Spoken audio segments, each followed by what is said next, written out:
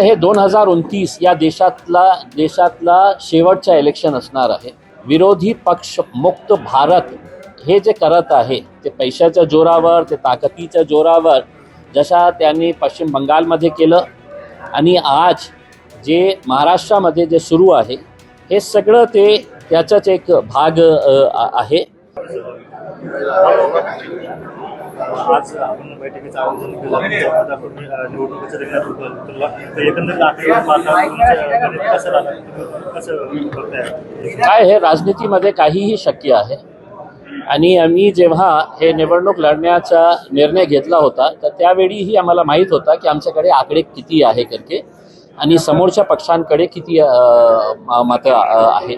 तरी सुद्धा आम्हाला एक संदेश द्यायचं होतं की MIMचे मत जे आहे ते एकजूट आहे, कोणत्याही परिस्थितीमध्ये ते फुटणार नाही, कुणालाही आम्ही मतदान करणार नाही, कारण आम्हाला माहीत आहे की सगळं पक्ष कशा प्रकारे आहे। आमच्यावरही खूप दबाव होता की भारतीय जनता पार्टीला अनपोज कशा जिंकता येतं। आम्ही निर्णय घेतलं होतं आणि मी धन्यवाद देतो माझ्या पक्षाचे जे इकडचे जे नेते आहे ते समीर साजिद असू द्या, शारिक नक्षबंदी साहेब असू द्या, हाजी शेरू साहेब असू द्या, हे सगळ्यांनी मिळून हे निर्णय घेतलं होतं की पक्षाचा निर्णय आहे की आम्हाला निवडणूक लढायची आहे, म्हणून आम्ही ते निवडणूक लढत आहे आणि आम्हाला जितकं मतं पाहिजे ते मतापेक्षा आम्हाला जास्त मतं मिळतील हे आम्हाला विश्वास आहे।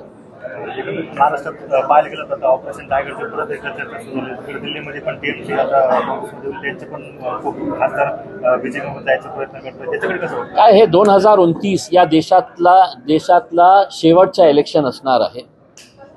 2029च्या नंतर पुन्हा भारतीय जनता पार्टी निवडून आली तर या देशामध्ये निवडणूक होणार नाही, कारण ज्या प्रकारे ऑपोजिशन मुक्त, विरोधी पक्ष मुक्त भारत हे जे करत आहे ते पैशाच्या जोरावर, ते ताकदीच्या जोरावर, जशा त्यांनी पश्चिम बंगालमध्ये केलं आणि आज जे महाराष्ट्रामध्ये जे सुरू आहे हे सगळं त्याचाच एक भाग आहे आणि लोकशाहीचा देश आहे आपण।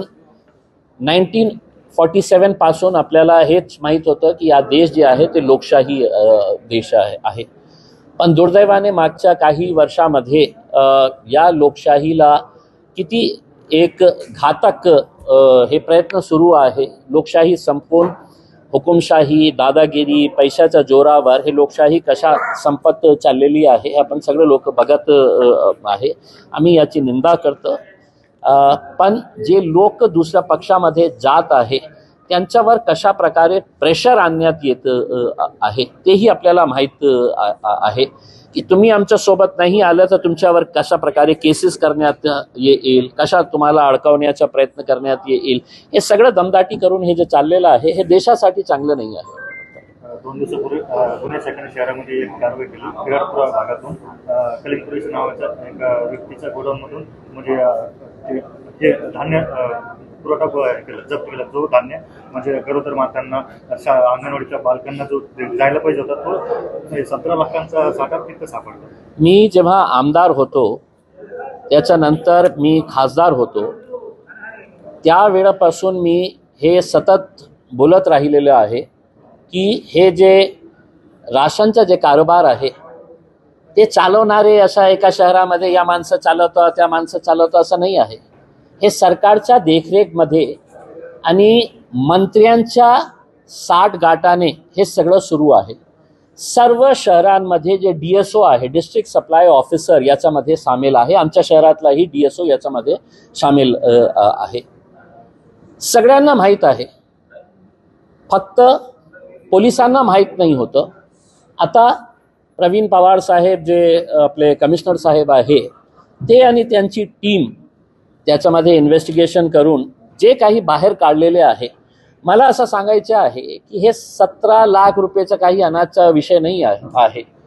महाराष्ट्रामध्ये याचे जाळे पसरलेले आहे आणि महाराष्ट्रातून हे अनाज कशा प्रकारे पुन्हा गुजरातला जातो, गुजरातमध्ये याची मिक्सिंग कशा प्रकारे होतो, मग हेच अनाज एक्सपोर्ट कशा होतो आणि हेच अनाज मग पुन्हा मिक्सिंग करून त्या मार्केटमध्ये कशा येतं। हे एक मोठं रॅकेट आहे आणि याच्यासोबतच अनेक शाळांचे जे मुख्य अध्यापक आहे, जे महानगरपालिका जिल्हा परिषदचे मुख्य अध्यापक आहे, त्यांचाही कशा प्रकारे याच्यामध्ये सहभाग आहे की एका शाळेला खिचडी तयार करण्यासाठी इतकं राईस देण्यात येतं, तर त्याचा अर्धा राईस त्यांच्याकडे पोहोचतो, मग त्याचं कमिशन त्या मुख्याध्यापकांना मिळतं आणि तेही याच्यामध्ये सामील असतं. सगळ्यात मोठा रॅकेट आहे.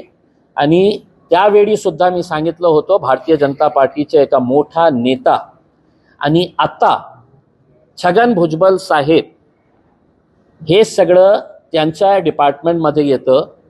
त्यांचं जे समीर भुजबळ जे आहे ते सगळं ठरवतो. या शहराचा ठेका या माणसाला द्यायचा आहे, या शहराचा ठेका या माणसाला द्यायचा आहे आणि खूप प्रामाणिकपणे त्यांचं कमिशन त्यांच्यापर्यंत जातं.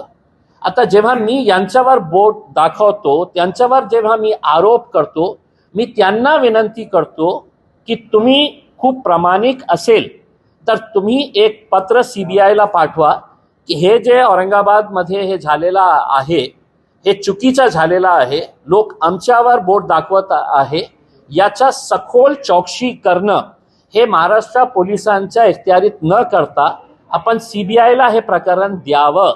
हे पत्र त्यांनी लिहिलं तर मला असं वाटतं की हे गोरगरीब लोकांचं अन्याय आहे.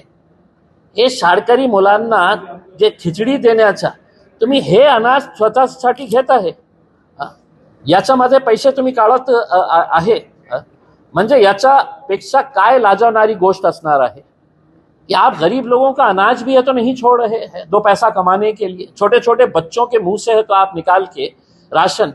आपको यह पता नहीं है क्या कि औरंगाबाद के अंदर रिक्शे घूमते हैं अनाज जमा करते हुए? कितने राशन की दुकान वाले इसके अंदर शामिल है? तुम्हाला कोटा काय असतं, किती अनाज तुम्हाला पुरवण्यात येते? 50% अनाज है तो राशन की दुकानों तक नहीं पहुंचता है. अगर इसकी इंक्वायरी करेंगे तो आपको पता चलेगा कि बहुत सारे राशन की दुकान वाले जेल में रहना चाहिए, बहुत सारे महानगर पालिका के और जिला परिषद के स्कूल के मुख्य अध्यापक जेल में रहना चाहिए. इसकी इंक्वायरी होनी चाहिए और हम अनुरोध करेंगे CP साहब से कि इसकी एक विशेष SIT लगाकर है तो आपने इसकी इंक्वायरी करिए, तो आपको पता चलेगा कि इसके तार कहाँ कहाँ तक जुड़े हुए हैं. भारताने पाकिस्तान सोबत चर्चेचे दरवाजे पूर्णपणे बंद करू नये, त्यांच्याशी संवाद साधण्यासाठी नेहमीच तयार असलं पाहिजे, असं वक्तव्य आरएसएस प्रमुख मोहन भागवत. नाही साहेब, मी खूप मोठं लहान नेता आहे. भारत पाकिस्तान याच्या बाबतीत बोलण्यासाठी आमचे नेते आहे अवैसी साहेब, ते त्याच्या बाबतीत बोलतील. शेवटचा प्रश्न, निदा खान प्रकरणात जे चार्जशीट फाईल केलेली कोर्टामध्ये त्यात आपलं पण नाव आलेलं, याच्याकडे आपण कसं बघता? सविस्तर बोलू जेव्हा बोलायचं आहे या विषयावर सविस्तर बोलू नंतर. ठीक आहे, होगा ना.